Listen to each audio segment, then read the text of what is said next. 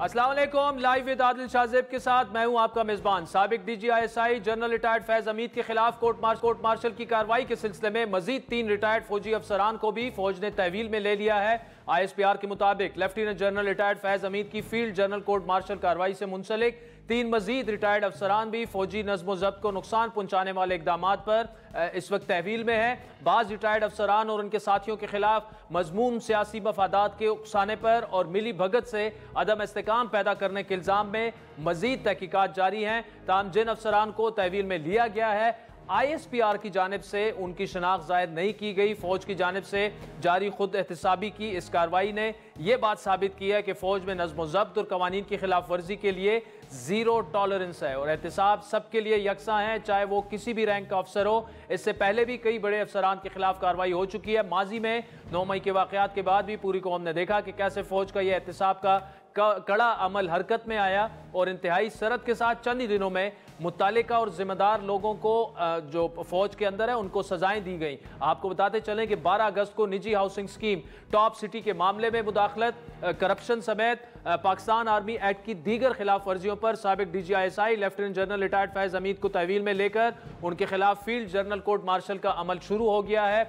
और आज होने वाली गिरफ्तारियां भी इसी सिलसिले की कड़ी हैं। इसका वजीर दिफा ख्वाजा आसिफ पहले ही इशारा दे चुके थे। 9 मई का फौज इल्जाम लगाती है कि बगावत की कोशिश कहा जाता है, उसे इल्जाम PTI पर लगता है। अगर ये इल्जाम जनरल फैज हमीद पर लग रहा है तो क्या ये अकेले फैज हमीद का मामला है या ये मामला आगे जाएगा? नहीं, अगर ये दुरुस्त है तो ये जनरल फैज हमीद साहब का अकेले का नहीं होगा। जनरल फैज हमीद साहब जो हैं कुछ थोड़ी बहुत लॉजिस्टिक जरूर प्रोवाइड कर रहे होंगे, एक्सपीरियंस अपना साजिशों का जो है जरूर प्रोवाइड कर रहे होंगे, टारगेट्स जरूर डिफाइन कर रहे होंगे कि इनको टारगेट करो ताकि ज़्यादा से ज़्यादा डैमेज जो है वो हो सके। ज़राए ने दावा किया है कि गिरफ्तार होने वाले तीनों अफसरान एक सियासी जमात और lieutenant general retired Faiz Hamid के दरमियान पैगाम रसानी का काम कर रहे थे। गिरफ्तार अफसरान में बताया यह गया है ज़राए के मुताबिक brigadier retired Ghaffar, brigadier retired Naeem और कर्नल रिटायर्ड आसिम शामिल हैं। तीनों अफसरान फैज हमीद के खास और मंजूर नज़र थे और इन सब का ताल्लुक जो था गिरफ्तार ब्रिगेडियर्स का ताल्लुक चकवाल से था और जनरल फैज हमीद खुद भी चकवाल से ताल्लुक रखते हैं। साबिक स्पाई मास्टर गुज़श्ता एक दहाई से मुल्क के सियासी मंजरनामे में कई तनाज़ात का शिकार रहे। Lieutenant general retired Faiz Hamid का नाम सबसे पहले उस वक्त मंजर आम पर आया जब उन्होंने नवंबर 2017 में एक मुआहदे के जरिए तहरीक लब्बैक पाकिस्तान के फैज़ाबाद धरने के इख्तिताम में अपना किरदार अदा किया। फैज हमीद मुस्लिम लीग नून के सुप्रीम लीडर नवाज शरीफ और वज़ीर आला पंजाब मरियम नवाज की जानिब से मुबैना तौर पर उनकी सज़ाओं में किरदार अदा करने और PTI के तहत साबिका सेटअप की हिमायत करने पर सख्त तनकीद का निशाना बने। इसके अलावा 2018 के इंतखाबात में RTS का फेल होना, फिर जिस तरह से आज़ाद उम्मीदवारों को शामिल करवाया गया तहरीक इंसाफ में और फिर 3.5 साल तहरीक इंसाफ की हुकूमत जिस तरीके से चलाई गई, जिस तरीके से पार्लियामेंट में बिल वगैरह मंजूर किए जाते थे, उसमें भी जनरल फैज हमीद के किरदार को काफ़ी तनकीद का निशाना बनाया गया। उस वक्त जुलाई 2018 में इस्लामाबाद हाई कोर्ट के साबिक जज शौकत अजीज सदीकी ने एक सिक्योरिटी एजेंसी के एहलकारों पर ये दावा करते हुए इल्ज़ामात आयद किए थे कि वो अदालती कार्रवाई में हेरा फेरी कर रहे हैं। उन्होंने ये दावा भी किया कि एजेंसियों ने इस्लामाबाद के चीफ जस्टिस से रब्ता किया ताकि ये यकीनी बनाया जा सके कि नवाज शरीफ और मरियम नवाज इंतखाबात के लिए सलाखों के पीछे रहें। बाद अज़ा शौकत अजीज सदीकी को बरतरफ कर दिया गया, लेकिन दिसंबर 2023 में उन्होंने अपनी बरतरफी के खिलाफ केस में कई रिटायर्ड फौजी जर्नलों के साथ साथ कुछ साबिका जजेस को भी फरीक बनाया था। ISPR ने 12 अगस्त को लेफ्टिनेंट जनरल फैज हमीद के हवाले से जो बयान जारी किया उसमें उनकी रिटायरमेंट के बाद आर्मी एक्ट की खिलाफ वर्जी का जिक्र तो किया, लेकिन ये खिलाफ वर्जी किस नोयत की है उसका कहीं कोई तस्करा नहीं। आज जो प्रेस रिलीज ISPR ने जारी की उसमें मजीद 3 रिटायर्ड अफसरान को हिरासत में लेने की तस्दीक की और उनके बारे में बताया गया कि बाज़ रिटायर्ड अफसरान और उनके साथियों के खिलाफ मजीद तफ्तीश जारी है। ये तफ्तीश सियासी मफादात की माँ पर और मिली भगत से अदम इस्तेकाम को हवा देने पर की जा रही है। साबिक DGISI lieutenant general Faiz Hamid की गिरफ्तारी के बाद से इंकशाफात का एक ना रुकने वाला सिलसिला जो है ना थमने वाला सिलसिला शुरू हो चुका है। वजीर दिफा ख्वाजा आसिफ ने दावा किया था कि साबिक army chief retired Qamar Javed Bajwa अपनी मुद्दत मुलाजमत में एक्सटेंशन चाहते थे और इस सिलसिले में उनसे बराह रास्त बातचीत हो रही थी, लेकिन आज स्पीकर पंजाब असम्बली मलिक अहमद खान के बकौल साबिक आर्मी चीफ जनरल बाजवा ने एक्सटेंशन लेने की बात नहीं की थी। ख्वाजा आसिफ क्योंकि एक बड़े ज़ीरक आदमी हैं,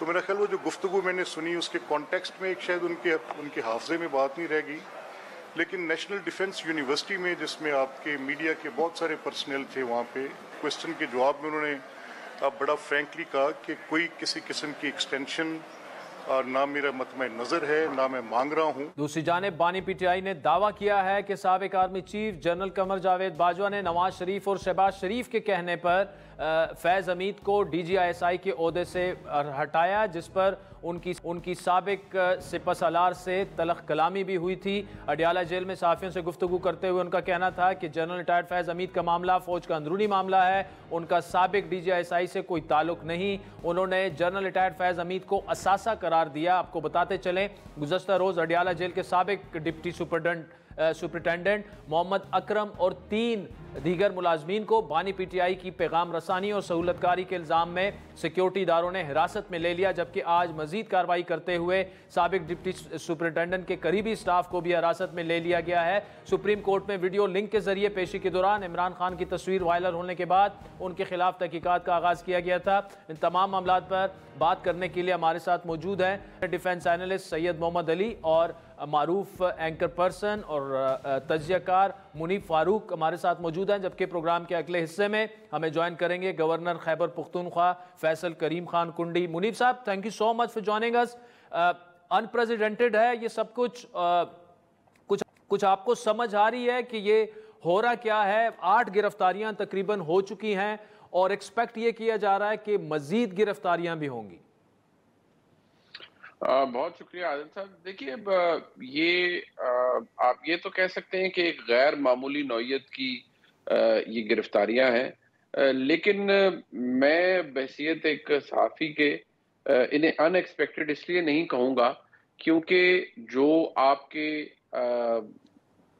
फॉर्मर DGI जनरल फैज़ हमीद साहब हैं, वो naturally he was in the thick of things, और जो उनका मसला विद द इनकमेंट आर्मी चीफ जो इस वक्त हैं जनरल आसिम मुनीर साहब, उनकी तैनाती से पहले भी जो मामला खराब था जिसके अंदर बहुत से लोगों ने इंट्रीग की, उस वक्त से उनका एक अमल दखल मौजूद है।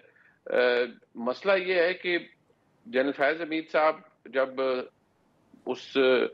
अब मैं ये कह सकता हूँ कि उस रन में से बाहर हो गए, और ताल्लुक अब उनका ऐसे था कि जब वो चीज़ें ख़त्म हो गई, लेकिन वो पाकिस्तान तहरीक इंसाफ के साथ राब्तों में थे, और पाकिस्तान तहरीक इंसाफ से जिस तरीके का राब्ता उनका था वो महज कोई ऐसा नहीं था कि कोई कर्टसी कॉल किसी की तरफ हो गई, कोई इनके पास आ गया, या कोई महज कोई ईद के या कोई बर्थडे के मैसेजेस एक्सचेंज हो रहे थे। ऐसा कुछ नहीं है। बेसिकली ये मामला ऐसे ही था कि बाकायदा तौर पर पाकिस्तान की जो फौज है उसके हवाले से, उसके सरबराह के हवाले से मामला जो चल रहे थे, उनमें एक इंट्रीग का पहलू आता था कि जी लोगों को मलाइन करने के लिए या एक्सपीयर कैंपेन चलाने के लिए जो मामला थे उनको हाईलाइट किया जाता था या उन पर बात की जाती थी। नेचुरली वो एक इशू था, और उनको बहुतादिद दफ़ा उनको मना भी किया गया कि ये आपका राब्ता है, आप इससे बाज रहिए, लेकिन वो राब्ता नहीं उन्होंने छोड़ा। मैं ये ज़रूर आपको बता दूं कि ये जो कोर्ट मार्शल वाली बात है ये नई नहीं है।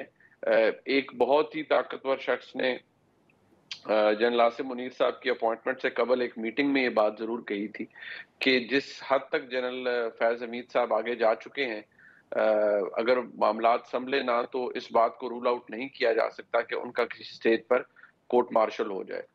4 दिसंबर 2022 को मैंने ये स्टोरी द न्यूज़ के अंदर लिखी थी, और एग्जैक्टली मैंने यही लिखा था कि एक 3 स्टार की कोर्ट मार्शल का जिक्र किया गया था कि ये लाइक्लीहुड है कि ये हो जाएगा। अब उसके अंदर बहुत सा वक्त गुजरा है, बट अगर आप उन चीज़ों को हाइंडसाइट से देखें तो अब it all rather it is beginning to make sense कि क्या था और आज क्या हालात हैं। मैं आपको ये भी बहुत वसूख के साथ कह सकता हूँ कि जो अभी डिटेल्स आहिस्ता आहिस्ता आ रही हैं कि जी 8 लोग کو پکڑا گیا ہے, 3 کے نام سامنے آ جائیں, یہ شاید ڈبل فگر میں بڑے آسانی سے چلا جائے گا معاملہ. اور ایز وی سپیک بہت سے لوگ تو شاید انڈر سرویلنس بھی ہیں, شاید کچھ لوگ آلریڈی تحویل میں ہیں لیکن ان کے بارے میں ابھی اطلاع نہیں دی جا رہی, لیکن I think in the days ahead آپ کو بہت سی چیزیں پتہ لگیں گی. منیب, بڑی انٹرسٹنگ انفارمیشن ہے اور بڑی ریویلنگ انفارمیشن ہے. میں آپ کے پاس آؤں گا. محمد علی صاحب, آپ کو کیا لگتا ہے یہ معاملہ کس طرف جائے گا؟ میں سمجھتا ہوں کہ اس معاملے کو جامعہ اور مجموعی انداز میں سمجھنے کے لیے آپ کو 7 مئی کی جو پریس کانفرنس تھی D G I S P R کی, جس میں انہوں نے اس بات کا اعتراف کیا تھا کہ پاک فوج نے سپریم کورٹ کے احکامات کے تحت ایک اعلیٰ سطحی کمیٹی قائم کی ہے جس کی سربراہی ایک حاضر سروس جنرل کر رہے ہیں, اور جو کہ جنرل فیض حمید کے حوالے سے جو الزامات ہیں ان کی تحقیق کر رہی ہے. تو اب آپ دیکھیں تقریباً 3 ماہ کے بعد جب پچھلے ہفتے آئی ایس پی آر کی جانب سے یہ اعلان آیا کہ اب ان کے خلاف ایسے شواہد اور ثبوت سامنے آ گئے ہیں جس کے نتیجے میں وہ آرمی ایکٹ کی ریٹائرمنٹ کے بعد وائلیشن کے مرتکب پائے گئے ہیں, تو اس کے نتیجے میں پھر ان کو فوج نے اپنی تحویل میں لے لیا ہے. اور آج جو اعلان سامنے آیا ہے اس سے بھی یہ ثابت ہوتا ہے کہ دراصل وہ جو تحقیقات ہیں اب اپنے آخری مراحل کی طرف بڑھ رہی ہیں, اور جنرل فیض حمید کا جو پورا نیٹ ورک تھا جو کہ ایک سیاسی جماعت کے مخصوص ایجنڈے کو فوج کی صفوں اور ریٹائرڈ افسران کے اندر پروموٹ کرنے کا کام کرتا تھا, وہ بریک کر لیا گیا ہے, اور جس کے نتیجے میں 3 مزید افسر جو اس میں سے 2 بریگیڈیئر ہیں اور ایک ریٹائرڈ کرنل ہیں ان کو بھی سرکاری تحویل میں لے لیا گیا ہے. اور آپ جانتے ہیں کہ جنرل فیض حمید کا تعلق چکوال ضلع سے ہے, اور اس میں سے جو دونوں بریگیڈیئرز جن کو حراست میں لیا گیا ہے جو ریٹائرڈ بریگیڈیئرز ہیں ان کا تعلق بھی چکوال سے ہی بتایا جا رہا ہے. تو یوں لگتا ہے کہ اب یہ تحقیقات اپنے منطقی انجام کی طرف بڑھ رہی ہیں, اور جو شواہد اور ثبوت اس انکوائری کمیٹی جس کی تلاش میں تھی وہ 3 ماہ کے بعد اب بالآخر سامنے آ گئی ہیں, اور اس نیٹ ورک کا جو پورا سرا ہے جو کہ دراصل پی ٹی آئی کی قیادت کے درمیان رابطے کا, سہولت کاری کا, پیغام رسانی کا کام کرتا تھا, سامنے آ گیا ہے. محمد علی, منیب فاروق صاحب, آپ ہمارے ساتھ موجود رہیے گا. ناظرین, بریک کے بعد یہ گفتگو جاری رکھیں. ویلکم بیک ناظرین, منیب فاروق صاحب اور محمد علی صاحب ہمارے ساتھ موجود ہیں. منیب صاحب, یہ بتائیے گا کہ تقریباً ریٹائرمنٹ کا تو ٹائم زیادہ ہو گیا, لیکن پچھلے 1.5-2 سالوں سے اگر واقعی وہ اسی طرح پوسٹ ریٹائرمنٹ سب کچھ کرتے رہے تو اتنی زیادہ ڈھیل آپ کے خیال میں کیوں انہیں دی گئی؟ اور دوسرا یہ کہ کیا یہ معاملہ جو ہے اب جنرل عاصم منیر جو ہیں وہ انہوں نے ریٹائرڈ آفیسر سے ملاقاتیں کی ہیں جن میں جنرل راحیل شریف بھی شامل تھے اور جنرل کیانی بھی شامل تھے, دونوں فارمر آرمی چیف ہیں, لیکن جنرل قمر جاوید باجوہ کو اس میٹنگ میں نہیں دیکھا گیا. کیا یہ معاملہ جو ہے وہ ان کی طرف بھی تحقیقات جا سکتی ہیں, تفتیش جا سکتی ہے آپ کے خیال میں؟ دیکھیے, 2 چیزیں ہیں, ان کو ذہن میں رکھیے گا عادل صاحب, کہ جو جنرل باجوہ صاحب کا ایک پورا معاملہ تھا کہ وہ عمران خان صاحب کو ظاہری بات اس وقت کی اسٹیبلشمنٹ اقتدار میں لے کر آئی, اور بطور ڈی جی سی جنرل فیض حمید صاحب نے جو کچھ کیا اس کی اونرشپ تو انسٹیٹیوشنل ہے نا جی, کہ باقاعدہ طور پر ان کو اقتدار میں لایا گیا. مسئلہ کہاں شروع ہوتا ہے؟ ایک ٹرانزیکشن آف ایونٹس میں آپ کو کہہ دیتا ہوں. ایک وہ ہے جس میں جنرل عاصم منیر صاحب کی اپوائنٹمنٹ ہو رہی تھی. اس کو اگر آپ بڑی باریکی سے دیکھیے تو اس کے اندر, اب تو خیر it's out in the open, general Bajwa صاحب نے ٹوتھ اینڈ نیل اپوز کیا کہ جنرل عاصم منیر صاحب نہ بنے, لیکن جس ایکسٹینٹ تک جنرل فیض حمید صاحب گئے, الاؤ می ٹو سے, انہوں نے فوج کے اندر ایک ڈویژن پیدا کرنے کی اس طرح کوشش کی کہ چند لیگل معاملات کے اندر بھی وہ چاہتے تھے کہ وہ اس حد تک آگے چلے جائیں کہ جنرل عاصم منیر صاحب کو کی جو اپوائنٹمنٹ ہے اس کو انکویسچن کر دیا جائے, ان کی کینڈیڈیچر کو انکویسچن کر دیا جائے, پتہ نہیں کیا کچھ کر دیا جائے, سو آن اینڈ سو فورتھ. بہت سی سوفسٹیکیٹڈ ڈیٹیلز ہیں جو کہ شاید نہیں بھی آنی چاہیے سامنے, لیکن ویسے ایک صحافی جب پتہ چلتا ہے. میں آپ کو عرض کر رہا ہوں کہ وہ معاملہ تو اپنی جگہ موجود تھا، لیکن یہ بات فیکٹ ہے کہ جنرل عاصم منیر صاحب کی اپوائنٹمنٹ جنرل باجوہ صاحب نے بھی اپوز کیا، اور وہ ڈیفنس منسٹر 2 روز قبل میرے پروگرام میں کہہ چکے ہیں کہ وہ کلیئرلی کہتے تھے باجوہ صاحب کہ آپ ان کو آؤٹ ڈو کر دیں، میں جنرل فیض کا نام ڈراپ کر دیتا ہوں، آپ کسی تیسرے شخص کو بنا دیں army chief, general Asim Munir کو نہیں بنانا. ٹھیک ہے جی. اب آپ it is all beginning to make sense. میں نے بھی یہ جس طرح آپ نے نوٹس کیا، میں نے بھی یہ نوٹ کیا کہ اس ملاقات کے اندر اگر تو جنرل باجوہ صاحب ملک کے اندر نہیں ہے، ان اویلیبل ہے، خدا نہ خواستہ کوئی ان ویل ہوتا ہے نہ ہے، وہ اور بات ہے. But in general Asim Munir صاحب کی اپوائنٹمنٹ کے بعد یوم شہداء غالباً تھا، اس میں بالکل ان کے ساتھ موجود تھے، نشست پر بیٹھے ہوئے تھے، اور اس سے میسج جو لوگوں نے لیا کہ فوج اپنے چیف کا، جو فارمر چیف بھی ہوتے ہیں، انہیں پروٹیکٹ کرتی ہے، اور خاص طور پہ جنرل مشرف صاحب کے کیس کے اندر یہ بات سامنے بھی آئی. جی. اب ایشو یہ ہے کہ دیکھنا یہ پڑے گا کہ کیا جنرل باجوہ صاحب کی ٹرانزیکشن وہاں ختم ہو جاتی ہے جب جنرل عاصم منیر صاحب بن گئے آرمی چیف، وہاں رک جاتی ہے، کیونکہ اس کو تو فوج شاید کسی حد تک اب لگتا ہے کہ شاید اس کو ایک پاسٹ اینڈ کلوز ٹرانزیکشن کے طور پر دے رہی ہے کہ جی جنرل باجوہ صاحب نے یہ اپوز کیا کہ جنرل عاصم منیر صاحب ملک کے آرمی چیف نہ بنے، but after that he kept quite. He did not do any intrigue, he was not part of any conspiracy. Whereas general Faiz Hamid صاحب کا ایشو یہ ہے کہ وہ تو اس لیول پر تھے کہ بھئی میں نے ان کو کسی طرح سے گرانے کی کوشش کرنی ہے.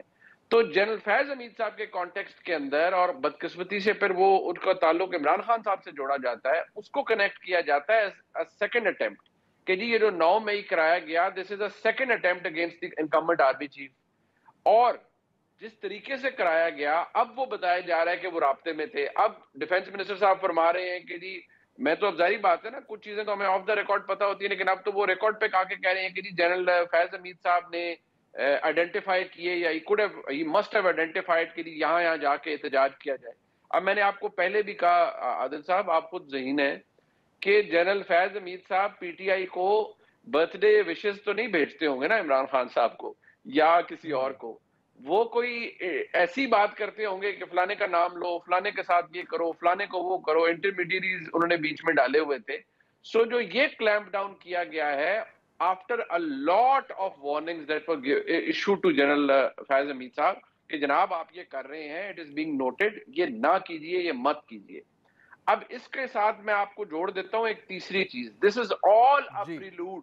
یہ پریلوڈ ہے کہ آنے والے دنوں کے اندر میں دعا تو یہ کرتا ہوں کہ میں غلط ہوں اور یہ بات سچ نہ ہو، because it is going to set a very dangerous precedent.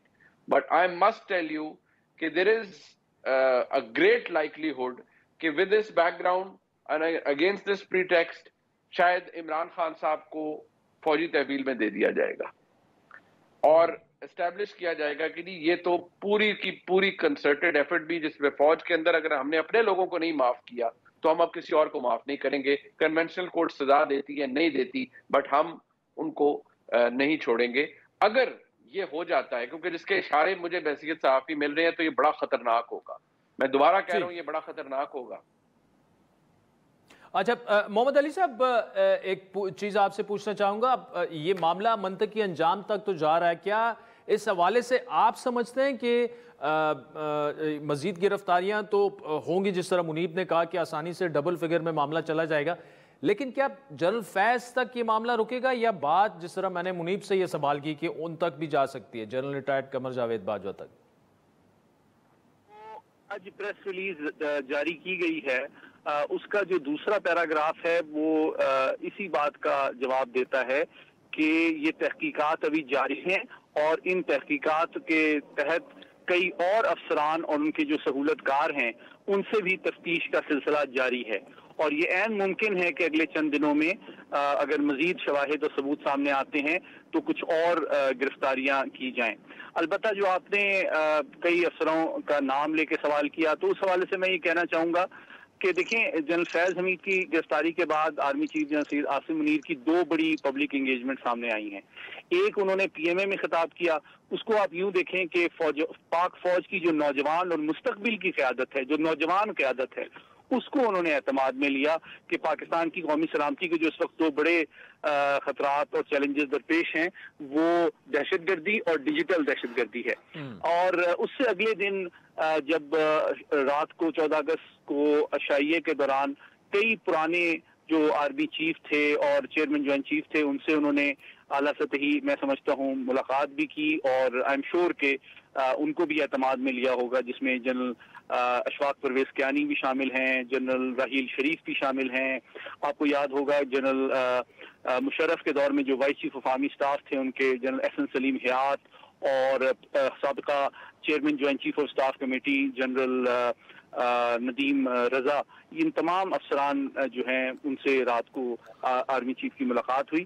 تو جو اس بات کو ظاہر کرتی ہے کہ انہوں نے سابق جو آرمی چیفز اور سینئر فوج کے کمانڈرز رہی ہیں ان کو بھی اعتماد میں لیا اور ان کو بتایا ہوگا کہ جو لوگ فوج کے ڈسپلن اور آرمی ایکٹ کی خلاف ورزی کے مرتکب پائے گئے ہیں یقینی طور پہ وہ کسی روح رعایت کے مستحق نہیں ہیں اور کسی رینک اور تعلق داری کا کوئی لحاظ نہیں کیا جائے گا، کیونکہ فوج جو ہے وہ ہر طرح کے خطرات سے نمٹتی رہی ہے، لیکن فوج کے نظم کو اندر سے ایک سیاسی جماعت اگر استعمال کر کے پروموٹ کرنے کی کوشش کر رہی ہے، فوج کی صفوں میں غلط فہمیاں، شکوک و شبہات ہائی کمان اور لیڈرشپ کے حوالے سے پیدا کر رہی ہے، تو میں سمجھتا ہوں فوج اس پہ نہ تو سمجھوتا کر سکتی ہے نہ اس کے مرتکب افراد کو معاف کرے گی. منیب صاحب، محمد علی صاحب نے جو کہا کہ نہ سمجھوتا کر سکتی ہے نظم و ضبط پر اور اندرون اگر آپ فوج کے اندر ڈویژن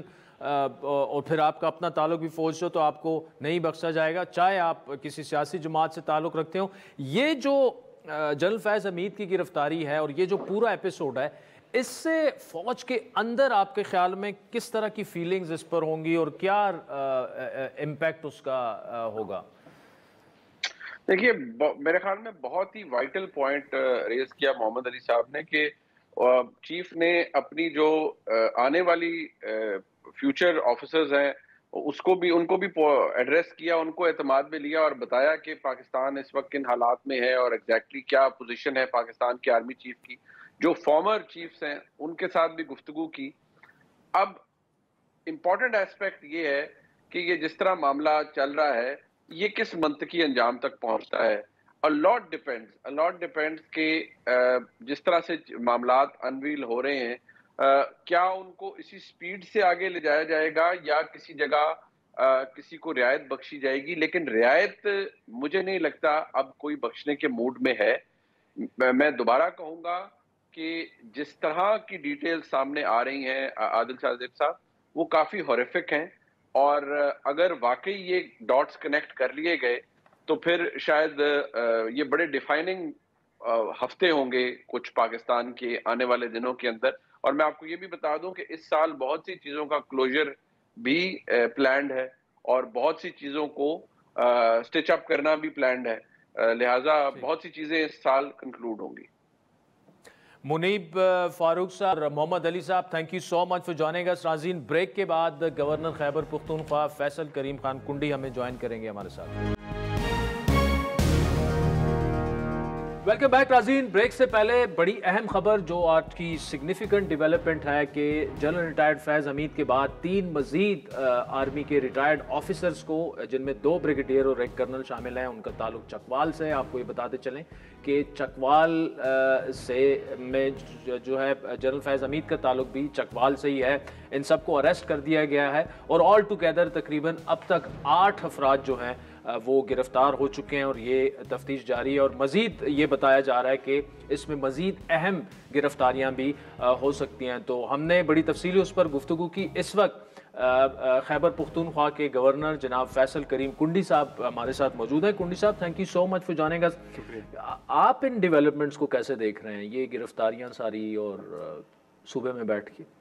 بسم اللہ الرحمن الرحیم. دیکھیں یہ چیزیں ہو رہی ہیں، گرفتاری ہو رہی ہیں اور میرے خیال میں میں شاید اس میں غلط ہوں گا یا ٹھیک ہوں گا کہ فار دی فرسٹ ٹائم اس لیول کی اور اتنی زیادہ اس میں گرفتاری ہو رہی ہیں. ماضی میں بہت سے جو ہے ریزرویشنز بھی تھیں، چیزیں بھی تھیں اور اگر میں سمجھتا ہوں کہ اگر سیاستدان بغیر کسی وجہ کے 11-12 سال جیلیں کاٹے اور باعزت بری ہوں پریزیڈنٹ زرداری صاحب یا باقی سیاستدان، تو اگر کسی ادارے نے کوئی غلط کام کیا، ادارے کے لوگوں نے، ہر کوئی تو فرشتہ نہیں ہوتا. اگر آپ کہیں کہ جوڈیشری میں یا فوج میں سارے فرشتے ہوتے ہیں، باقی نہیں ہوتے، ان میں بھی غلط لوگ ہیں. اور میں سمجھتا ہوں کہ فار دی فرسٹ ٹائم ایک اچھی بات ہے کہ خود احتسابی کا جو عمل شروع کیا ہوا ہے انہوں نے، اچھی بات ہے. عوام کو اور قوم کو پتہ چلنا چاہیے کہ کیونکہ یہ آ نہیں سکتے نیب میں اس چیز میں، ان کے اپنے ایک فوج ہو یا جوڈیشری ہو، ان کے اپنے ایک خود احتسابی کا ایک عمل ہوتا ہے. تو اچھی بات ہے اگر یہ چیزیں ہوئی ہیں تو قوم کی بتانا چاہیے. لیکن اس میں میرا ایک پوائنٹ اور ہے جی کہ جب آپ نے دیکھا ہوگا کہ تاریخی تصویر ریلیز ہوئی تھی اور ایک کلپ ریلیز ہوئی تھی سرینا ہوٹل کابل کی، جی، جب وہاں پر جا کر انہوں نے جن لوگوں کو یہاں پر خیبر پختونخوا میں آباد کیا، جن کو کہا گیا تھا کہ یہ پرامن ہوں گے، آج انہوں نے ہتھیار اٹھا لیے ہیں.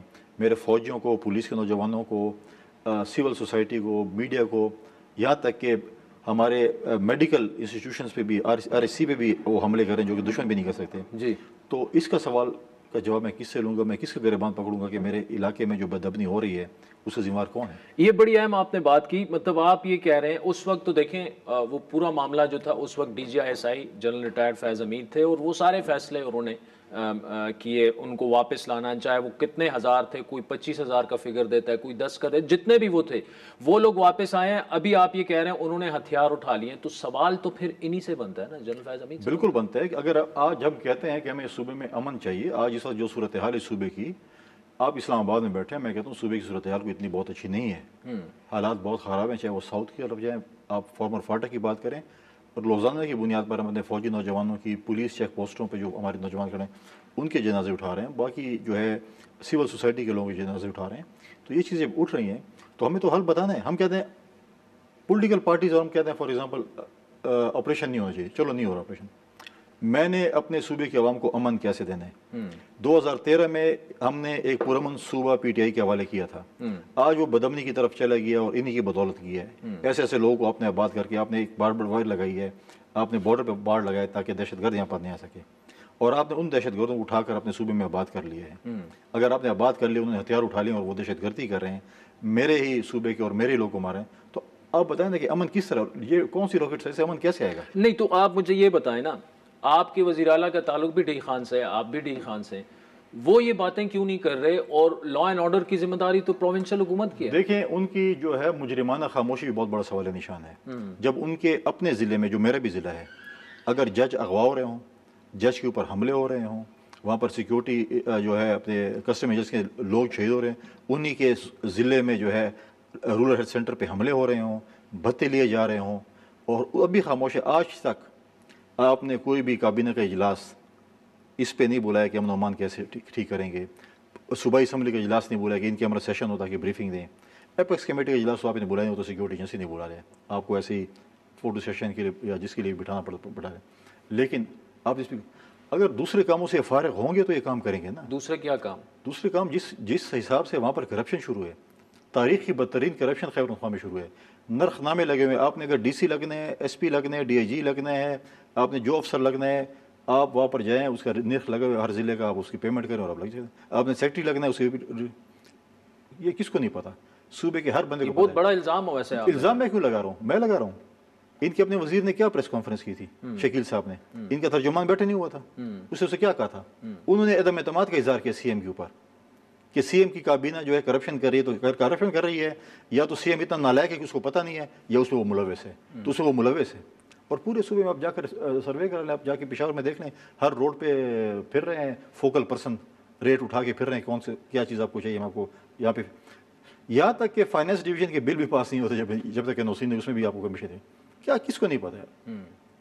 آپ کرپشن میں اتنے وہ ہو گئے ہیں، مطلب ہے کہ ڈوبے ہوئے ہیں کہ آپ کو صوبے کے امن و امان کا نہیں پتا کہ آپ نے کیا کرنا ہے. مجھے بتا دیں کہ امن و امان کے لیے انہوں نے کیا کیا آج تک. ہمارے NFC ایوارڈس میں جو 1% ان کو صوبے کا مل رہا ہے وار آن ٹیرر پہ، کدھر خرچ کیے ہیں؟ آج اگر میری پولیس کہتے ہیں کہ میری تنخواہ سب سے کم ہے، میرے پاس گیجٹس نہیں ہے، میرے پاس اسلحہ نہیں ہے، میرے پاس APC نہیں ہے، اگر میرے پاس فرانسک لیب نہیں ہے، تو پیسے کدھر گئے؟ مطلب یہ بہت سی چیزیں جس پہ سوال اٹھتے ہیں. مطلب اچھا مجھے اس ٹاپک پہ دوبارہ آتے ہیں. جو جنرل فیض حمید والا معاملہ ہے، ایک تو ٹاپ سٹی کی کرپشن وہ تو ثابت ہو چکی ہے ان پر. دوسرا جو پہلی پریس ریلیز آئی تھی گورنر صاحب، اس میں جو اہم پیرا تھا وہ یہ تھا کہ ریٹائرمنٹ کے بعد کی جو ایکٹیویٹیز ہیں اس میں انہوں نے آرمی ایکٹ کی خلاف ورزی کی ہے، جو کہ خواجہ آصف صاحب نے بھی یہ کہا ہے کہ جی 9 مئی وہ لنکڈ ہیں اس کے ساتھ، آرمی انسٹالیشنز کی پوری بریفنگ دینا، پورا سارا وہ انہوں نے کیا. یہ بات کس طرف جا سکتی ہے آپ کے خیال میں؟ دیکھیں بہت سی چیزوں میں سمجھتا ہوں کہ ان آفیشلی وہ ان کے جو ہے نا وہ کیا نام دوں میں، سیاسی کنسلٹنٹ کہوں یا بس ٹھیک ہے کنسلٹنٹ تک رہے جی. تو وہ ان کے پولیٹیکل کنسلٹنٹ تھے جو انہوں نے لانگ مارچ کیا، ان کے پی ٹی آئی کے بالکل، جو انہوں نے استعفے دیے، جو انہوں نے لانگ مارچ، انہوں نے آخری حد تک کیا کہ اس ٹائم فریم میں جو کچھ کر سکیں. حالانکہ اس وقت میرے خیال میں غالباً ریٹائر بھی نہیں ہوئے تھے. ان کی کوشش تھی کہ میں ایسا کچھ ایکٹ ہوتا کہ ہر کوئی، آپ بھی پروموشن یا خواہش مند ہوتے، میں بھی ہوتا ہوں، تو انہوں نے ہر کوئی وہ ایکٹ کیا جو کہ مطلب آپ نے چین آف کمانڈ کو چھوڑ دیا. دیکھیے آپ کا جو ادارہ ہے، آپ ادھر بیٹھے ہیں، آپ کو جو ادارہ ہے کہ آپ نے اتنے بجے کا پروگرام نہیں کرنا، آپ نے اتنے بجے کرنا ہے اور آپ نے کرنا ہے because you have to follow through. اور آپ کو انفارمیشن منسٹری بولے گی نہیں آپ نے اتنے بجے نہیں کرنا، آپ نے اتنے بجے کرنا ہے، تو you have to follow your institution. تو جب وہ ادھر انسٹیٹیوشن کو بھی فالو نہیں کر رہے، جب ان کی ٹرانسفر پالیسی میں بھی انسٹیٹیوشن فالو نہیں کر رہے تھے اور ایک وزیر اعظم کو فالو کرتے، you are not under prime minister directly, آپ اپنے ادارے کو بھی فالو کریں گے نا. نہیں آپ بولیں گے نہیں وزیر اعظم نے کہا کہ آپ نے نہیں جانا. تو یہ چیزیں بہت سی ایسی چیزیں ہیں جو اچھی بات ہے. میں سمجھتا ہوں کہ ایسی چیزوں کی خود صاحب ہونی چاہیے اور ہر ادارے کو اپنے جوڈیشن میں کام کرنا چاہیے. اگر ہر ادارہ اپنے جوڈیشن میں کام کرے گا تو چیزیں ٹھیک ہوں گی. کیونکہ خود اس وقت کے وزیر اعظم عمران خان صاحب کہتے تھے کہ میری فورن پالیسی بھی باجوہ صاحب چلا رہے ہیں، میرے ممبر بھی یہی پورے کرتے ہیں، ووٹنگ بھی ہے. ہمیشہ کہتے ہیں ہم نے ووٹ کرنا ہی نہیں ہے، یہ خود کریں گے، ہمارے لیے ووٹ پورے کریں گے، ممبر یہ لکھیں گے، یہ ووٹ ڈلوائیں گے. پھر وہ کہتے تھے کہ ہم ایک پیج پہ ہیں، ہماری سب کچھ جو ہے ساری حکومت یہ چلا رہا ہے، مجھے تو صرف اپنے جو ہے ٹیلی ویژن سے پتہ چلتا ہے یا میری بیگم صاحبہ سے پتہ چلتا ہے کہ کیا ہو رہا ہے اس ملک میں. جب وہ خود ایک بیان دے رہے تھے اور جس دن وہ ریٹائر ہو گئے اسی گلے پڑ گئے. اور ہمیشہ یہ ایسے ہی کام کرتے ہیں، اپنے موسنے کے ساتھ ایسے ہی کام کرتے ہیں جو یہ کرتے ہیں. ابھی دیکھیں مروت صاحب کے ساتھ کیا کر رہے ہیں. جب سارے بل میں گھسے ہوئے تھے جو انقلاب لانے والے تھے کہ ہم انقلاب لے کے آئیں گے اور پتہ نہیں کیا کریں گے، انقلاب کے لیے تو خون بہانا پڑتا ہے، قربانی دینی پڑتی ہے. اب تو ایک دن بھی تھانے نہیں جانا چاہتے اور انقلاب بھی لانا چاہتے ہیں. کون سے انقلاب ہے جو کہ جو ہے ایک دن میں آ سکتا ہے. لہٰذا جو شخص پولیٹیکل ورکر ہے، میں اس کے ساتھ کوئی میرا ایک ٹائم میں مطلب ہے کہ ایک تعلق مطلب ہے کہ ایسی ہیلو ہے والا ہے. آپ سمجھتے ہیں ان کے ساتھ میں خود پولیٹیکل ورکر ہوں، ان کے ساتھ میں کہتا ہوں کہ وہ آپ کے لیے اس نے قربانی دی ہے اور آپ کہتے ہیں کہ آج وہ اتنا اس کی ہائٹ، ان کی عادت یہ ہے کہ جس کی ہائٹ تھوڑی بڑی ہو جاتی ہے پھر اس کو کٹ ٹو سائز کرتے ہیں. ان کا اپنا ذاتی وہ ہے، لیکن ہمیشہ انہوں نے موسنوں کے ساتھ یہ کام کیا ہے. کس کی مثال دیں؟ جہانگیر ترین کی مثال دیں اور کسی کی مثال ہے. فیصل کریم کنڈی صاحب ہمارے ساتھ موجود رہے گا. ناظرین بریک کے بعد گورنر خیبر پختونخوا سے یہ انٹرسٹنگ گفتگو جاری ہے. ویلکم بیک ناظرین. گورنر خیبر پختونخوا فیصل کریم کنڈی ہمارے ساتھ موجود ہیں. اچھا اب کے پی کی طرف دوبارہ آتے ہیں. یہ جو ٹیررزم والا معاملہ ہے اس کو کنڈی صاحب دیکھیں، اگر تو پی ٹی آئی توجہ نہیں دے رہی، آپ کا دعویٰ یہ ہے کہ وہ کرپشن میں بزی ہیں، گورننس بھی وہاں پہ نہیں ہے خصوصاً، اور یہ دیکھیں یہ جو ڈی خان ہے، ٹانک ہے، بنو ہے، وزیرستان نارتھ اور ساؤتھ کو تو چھوڑ دیں، وہاں پہ تو اور بھی حالات وہ ہیں. یہ 3-4 ڈسٹرکٹس بھی تقریباً نو گو ایریاز بن گئے ہیں پولیس کے لیے. شام کے بعد ادھر نہیں جا سکتے. تو یہ وے فارورڈ کیا ہے؟ کیا عوام مہنگائی الگ سے ہے، باقی چیزیں الگ سے ہیں اور لوگ گھروں سے بھی باہر نہ نکلیں؟ یہ نائل حکومت اس کو نہیں ٹھیک کر سکتی. آپ نے جو ڈی خان یا بنو یا رکھی کی بات کی، ساؤتھ کا تو سی ایم ساؤتھ کا ہے نا. جب وہ کہتے ہیں میرے پاس اختیارات ہیں، میں chief minister of the province ہوں، تو لا اینڈ آرڈر کون کنٹرول کرتا ہے؟ جب میں نے پہلے کہا تھا کہ کے پی میں ہمارے ڈی خان میں کنوائی بنتی ہیں، اب تو چیک پوسٹ شام کو بن جاتی ہیں، روڈ بند کر دیتے ہیں. اچھا طالبان چیک جو بھی ہے جیسے پرسوں مجھے ایک رپورٹ ملی، ہمیں تو روزانہ کیونکہ لوگ رابطے میں ہوتے ہیں، میسج ہے کہ جی روڈ بند ہے، تلاشیاں ہو رہی ہیں گاڑیوں کی. اچھا یہ ڈی خان میں بالکل ہوئی ہیں آن ریکارڈ. لوگ بھی آپ تو ٹی وی پہ مت دکھائیں نا، آپ تو نہیں دکھاتے، چلو ٹھیک ہے، لیکن اس کو کون کنٹرول کرے گا؟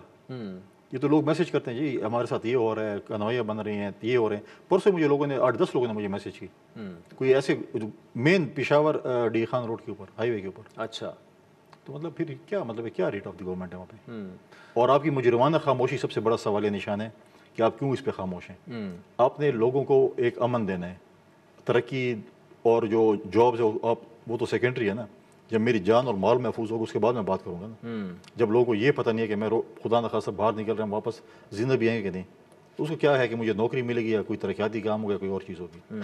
اور آپ خاموش ہیں. آپ بتائیں نا کیا چیز انہوں نے کون سی جگہ پہ انہوں نے ایک میٹنگ کی ہے.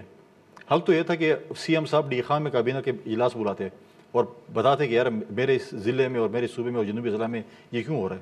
کبھی آپ نے کسی کو اکاؤنٹیبل ٹھہرایا؟ تو مطلب یہ ہے کہ اگر آپ مجرمانہ خاموشی ہے تو مطلب ہے کہ آپ پھر امن کے دائیں نہیں ہیں، پھر آپ امن کے ساتھ نہیں کھڑے ہیں، پھر آپ دہشت گردوں کے ساتھ کھڑے ہیں. اچھا آپ نے ابھی جو یوم آزادی والے دن جو فلیگ ہوسٹنگ سیرمنی تھی اس میں افغان کونسل جنرل بھی تھے, ایرانین بھی تھے اور امریکی بھی تھے. افغانستان کے ساتھ ہمارے معاملات جو ہیں وہ اس طرح نہیں رہے جس طرح سے تھے. تو ایک تو اس کی وجہ کیا تھی کہ آپ نے ان 3 کونسل جنرلز کو بلایا تھا. دوسرا, افغانستان کے معاملے میں آپ بھی تو کردار ادا کر سکتے ہیں. دیکھیں, آپ اپنے دوست بدل سکتے ہیں لیکن اپنے پڑوسی نہیں بدل سکتے. آپ کا پڑوسی اچھا ہو برا ہو, آپ کا پڑوسی رہنے, اور پڑوسیوں کا دونوں کا ایک حق بنتا ہے کہ اپنے ساتھ اچھے تعلقات میں رہیں. خدا نخواستہ آپ کا پڑوسی ایک پرابلمیٹک پڑوسی ہو تو آپ کے ہمیشہ آپ کے حالات خراب رہیں گے. تو ہماری تو پہلی ترجیح ہونی چاہیے کہ ہم پڑوسیوں کے ساتھ تعلقات ٹھیک کریں. اور میں تینوں کونسل جنرل کو اس لیے بلایا کہ پشاور میں صرف 3 کونسل جنرل نہیں ہیں, 4 ہے, چوتھا ہے نہیں. تو میں اگر 4 ہوتا یا 10 ہوتا یا 20 میں سب کو بلاتا, کیونکہ ہمارا ایک بڑے ہی انڈیپینڈنس ڈے تھا, بڑا تاریخی دن تھا. تو میں کہا تینوں ہیں. تینوں نے فلیگ ہوسٹنگ میں بھی شرکت کی, پھر انہیں یوم آزادی کے حوالے سے اپنے چھوٹے کلپ بھی ریکارڈ کرائے, کیک بھی کاٹا, ہم نے ایک بریکفاسٹ بھی کی, تبادلہ خیالات بھی کیا, مختلف ایشوز کے اوپر بات چیت بھی, بڑی اچھی ماحول میں بات چیت ہوئی. تو بات یہ ہے کہ ڈیفینیٹلی اگر آپ کا یا میرا کسی کا بھی اس میں رول ہو سکتا ہے, ہمیں افغانستان کے ساتھ تعلقاتوں کو جو ہے وہ بہتر کرنا پڑے گا. ان کو ریئلائزیشن دینی پڑے گی, ان کے ساتھ بزنس بڑھانا پڑے گا, ان کو ریئلائزیشن دینی پڑے گی کہ یہ دہشت گردی ہے, اس نے آپ کو اور ہمارا دونوں. دیکھیں, اگر میرا پڑوسی آگ میں ہوگا, اگر میرے پڑوسی کے گھر میں آگ لگی تو گھر میں, جیسے ہم کہتے ہیں کہ ہمارے گھر بھی آگ لگی, وہ آئے گی بالکل. اور علامہ اقبال کا جو ہے, علامہ اقبال کی اگر آپ شاعری دیکھیں, اس نے جو افغانستان کو اور کابل کو تشبیہ دیا سینٹرل ایشین اسٹیٹ کے ساتھ, کہ یہ جو ہے سینٹرل ایشیا کا دل ہے کابل. اگر کابل جو ہے وہ بدامن ہوگا تو پورا سینٹرل ایشیا بدامن ہوگی, اگر کابل پرامن ہوگا تو پورا سینٹرل ایشیا پرامن. اور آپ دیکھیں اگر ہم کابل پرامن ہو جاتا ہے, ہمارے تعلقات اچھے ہو جاتے ہیں, ہمیں سینٹرل ایشینس کے روٹ مل جاتے ہیں, تو ہمیں کسی اور کی ضرورت نہیں ہے, پھر سینٹرل ایشین ہی ہمارے لیے کافی ہے کاروبار کے حوالے سے. ٹھیک. اچھا, دوسرا کونی صاحب, ٹاسک فورس وغیرہ ایجوکیشن پہ جو لاسٹ ٹائم جب آپ سے بات ہوئی تو آپ نے کافی تفصیل اس پر کی. میں چاہتا ہوں کہ وہ آن ایئر بھی وہ بات آ جائے کہ کے پی میں ایک تو یونیورسٹیز جو ہیں دھڑا دھڑ یونیورسٹیز بنائی گئی, اب ان کو چلانے کے لیے پیسہ ہی نہیں ہے. دیکھیں, اس میں بھی ہم نے صحیح وہ نہیں کی, چاہے وہ ہم نے بنائی ہیں, چاہے وہ کسی اور حکومت نے بنائی ہے یا انہوں نے بنائی ہے. 34 یونیورسٹیاں, 26 میں اس وقت وائس چانسلرز نہیں ہیں, اور اگلے بھی مجھے نہیں لگ رہا کہ 6-8 مہینے. ابھی انہوں نے کہا کہ ہم دوبارہ پروسیس شروع کرنے جا رہے ہیں, وہ پروسیس شروع کریں گے, اس میں 6 کم سے کم. مجھے کالج کے یونیورسٹی کے اسٹوڈنٹس کے میسیجز آتے ہیں کہ ہماری ڈگریز نہیں ہیں, ہمارے پاس ڈگری کی پرابلم ہے. 3 ارب روپے آپ نے یونیورسٹیوں کے لیے رکھے ہیں, 34 یونیورسٹیوں کے لیے. سندھ نے 32 ارب رکھے ہیں, بلوچستان نے 5 رکھے ہیں, پنجاب نے 7 رکھے ہیں, اور آپ 3 ارب پہ مجھے بتائیں کہ 34 یونیورسٹی میں آپ انہوں نے تو کہا تھا کہ ہم governor house, C M house, P M اور ہاؤس اور پریزیڈنسی کو ہم لائبریری بنائیں گے, یونیورسٹیاں بنائیں گے. وہ تو دور کی بات ہے, وہ بنائیں گے. اب یونیورسٹی کی زمینیں بیچنا چھوڑ گئے. آپ بھی پشتون ہیں, میں بھی پشتون ہوں. جو اپنے ابا و اجداد کا گھر بیچتے ہیں اس کو ہمارے معاشرے میں کیا کہا جاتا ہے, کس قسم کے لوگ ہوتے ہیں. تو ان چیزوں پہ یہ لوگ آ گئے ہیں کہ یہ کام کر رہے ہیں. مطلب ہے کہ کسی چیز پہ بھی ان کی کنسنٹریشن نہیں ہے سوائے کرپشن کی. ان کو پتہ نہیں کہا گیا کہ آپ کی کوئی پتہ نہیں شاید کوئی چند دن ہے جو آپ نے لوٹ مار کر سکتے ہیں, لوٹ مار کرنا. اسی طریقے سے لگے جیسے ان کو کوئی ڈیٹ دے دی گئی ہو کہ اتنی تاریخ تک آپ نے کوئی لوٹ مار کرنی ہے, کر لیں, اس کے بعد آپ کی حکومت جا رہی ہے. ویسے سی ایم چینج ہونے کا کوئی چانسز لگ رہے ہیں آپ کو؟ اس ملک میں حالات بدلتے کوئی ٹائم نہیں پتہ نہیں چلتا. گورنر راج تو نہیں لگا رہے؟ میں اس پہ یس یا نو تو اس لیے نہیں کہہ سکتا کہ اس ملک میں کبھی بھی کچھ ہو سکتے ہیں. اور میں نے اپنے جو ہمارے بیوروکریٹس ہیں ان کو بھی میں نے کہا کہ دیکھیں, ہمیں ہمیشہ ہمارے اپوزیشن کے ممبران نے بڑی ان کی شکایت ہوتی ہے کہ ہمارا جو ہے نا وہ خیال نہیں رکھتے. تو میں نے ان کو کہا کہ دیکھیں آپ کچھ گزارا کریں, ایسا نہ کل ٹائم تبدیل ہو, پھر ایسا نہ جو او ایس ڈی ہیں وہ پھر سیٹوں پہ ہوں اور پھر او ایس ڈی ہوں. اچھا, بڑی آپ نے معنی خیز یہاں پہ یہ گفتگو کی ہے. اچھا کنڈی صاحب, پیپلز پارٹی کے جو معاملات ہیں اس پر obviously you belong to the state now, party تو نہیں, لیکن کیا اب وقت آ چکا ہے, اب پولیٹیکل سٹیبلٹی آہستہ آہستہ ہمیں آتے نظر آ رہی ہے, اکنامک سٹیبلٹی گریجولی کچھ فگرز بہتر ہو رہے ہیں, کیوں نہیں پیپلز پارٹی کابینہ میں شامل ہو جاتی؟ دیکھیے, فیصلہ تو میں نے نہیں کرنا, اور نہ میں میرے پاس کوئی اختیار ہے. یہ اختیار پہلے بھی سینٹرل ایگزیکٹو کمیٹی کے پاس تھا, اور انہوں نے یہ فیصلہ کیا تھا کہ ہم نے کابینہ کا حصہ نہیں بننا. ابھی بھی اگر کابینہ کا حصہ بننا ہے یا نہیں بننا, پاکستان پیپلز پارٹی کی کور کمیٹی یا ان کی سی سی نے فیصلہ کرنا ہے کہ ہم اس کا بنیں. لیکن جو بھی حکومت کے ایشوز ہیں, جو بھی حکومت کے بلز ہیں, جو بھی اچھی چیزیں اس پہ پیپلز پارٹی ان کو سپورٹ کرتی ہے. مشکلات ہوتے ہیں, ہمارے فاصلے بڑھتے بھی ہیں, بیانات بھی دیکھنے میں کو ملتے ہیں. اتحاد میں الائز میں آپ کے کبھی فاصلے بڑھتے ہیں, کبھی کم ہوتے ہیں, مختلف دونوں پارٹیوں کے علیحدہ علیحدہ منشور بھی ہیں, چیزیں بھی ہیں. لیکن کمیونیکیشن گیپ اگر نہیں ہوگا تو چیزیں ٹھیک ہو جائیں گی. کمیونیکیشن گیپ ہو جاتا ہے پھر چیزیں جو ہے وہ خراب ہوتی ہیں. ہماری کمیٹی بنی ہوئی ہے, آف اینڈ آن ملاقاتیں ہوتی رہتی ہیں. کمیونیکیشن گیپ اتنا وہ نہیں. دیکھیے پرابلم ہے, اگر میں پاکستان پیپلز پارٹی کا فار ایگزامپل ایک ضلع میں ہوں اور آپ PMLN کے ہیں, آپ اس امید کے ساتھ ہے کہ میری حکومت ہے مرکز میں بھی اور صوبے میں بھی, اور میں اس حکومت کے ساتھ ہوں کہ میری وجہ سے حکومت چل رہی ہے, تو دونوں کی بڑی ایکسپیکٹیشن ہے اور فیصلہ بڑا مشکل ہوتا ہے کرنا. وہ میری پارٹی چاہیے کہ مجھے اوبلائج کرے, آپ کی پارٹی چاہیے آپ کو اوبلائج کرے, تو اس میں مسائل ہوتے ہیں, لیکن انشاءاللہ بہتری طرف جائیں گے. فیصل کریم کنڈی صاحب, تھینک یو سو مچ. ناظرین, آپ نے گورنر خیبر پختونخوا کی تفصیلی گفتگو سنی. فیڈ بیک ضرور دیجیے گا. ہمارا ٹویٹر ہینڈل ہے @عادل شاہ زیب. اجازت دیجیے, خدا حافظ.